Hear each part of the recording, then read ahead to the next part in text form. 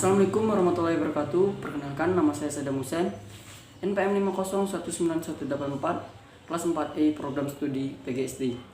Baiklah, di sini saya akan menjelaskan hasil dari makalah saya, yaitu mahasiswa dapat memahami dan merancang silabus dan RPP. Pengertian silabus. Yang pertama, identitas mata pelajaran khusus SMP atau MTS atau SMP LB atau paket B dan SMA atau MA atau SMA LB atau SMK atau MK. Yang kedua, identitas sekolah meliputi nama satuan pendidikan kelas.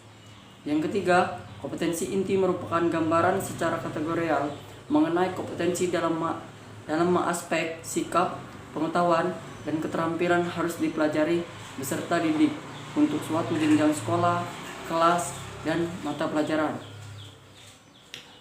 Yang keempat, kompetensi dasar merupakan kemampuan spesifik yang mencakup sikap, pengetahuan, dan keterampilan yang terkait muatan atau mata pelajaran. 5. Tema khusus SD atau MI atau SDLB atau paket A.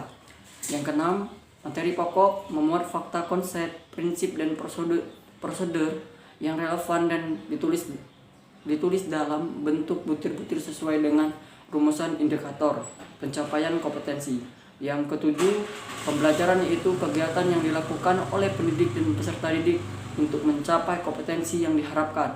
Yang kedelapan, penilaian merupakan proses pengumpulan dan pengelolaan informasi untuk menentukan pencapaian hasil belajar peserta didik.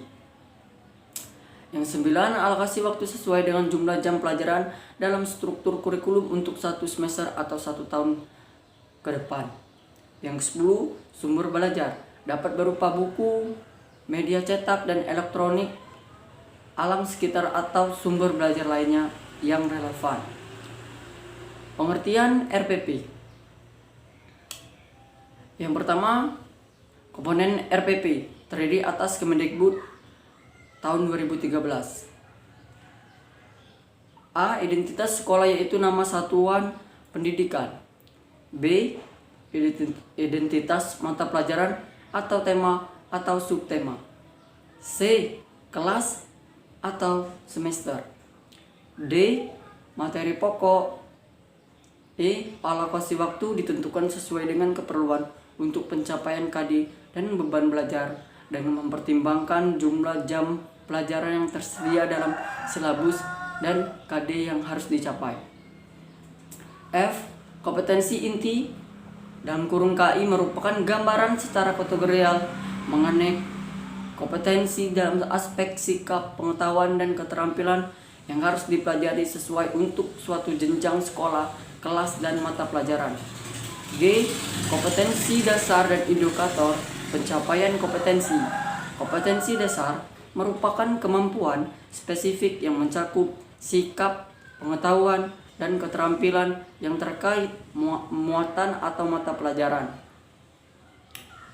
Indikator pencapaian merupakan penanda pencapaian kompetensi dasar yang ditandai oleh perubahan perilaku yang dapat diukur yang mencakup sikap, pengetahuan, keterampilan. Indikator dikembangkan sesuai dengan karakteristik siswa, satuan pendidikan, dan potensi daerah.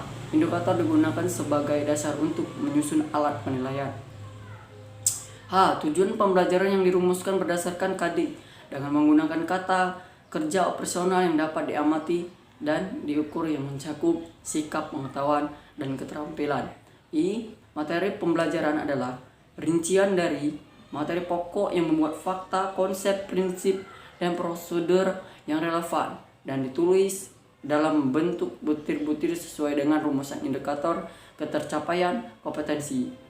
J. Metode pembelajaran merupakan rincian dari kegiatan pembelajaran yang digunakan oleh pendidik untuk mewujudkan suasana belajar dan proses pembelajaran agar peserta didik mencapai KD yang sesuai dengan keinginan karakteristik peserta didik dan KD yang akan dicapai. K.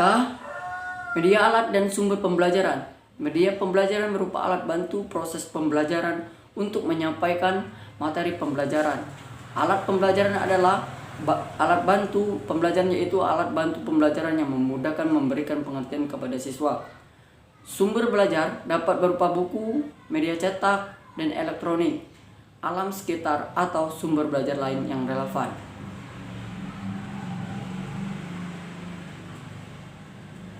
Langkah-langkah kegiatan pembelajaran mencangkup pertemuan pertama berisi pendahuluan, kegiatan inti, dan penutup. Pertemuan kedua berisi pendahuluan, kegiatan inti, dan penutup.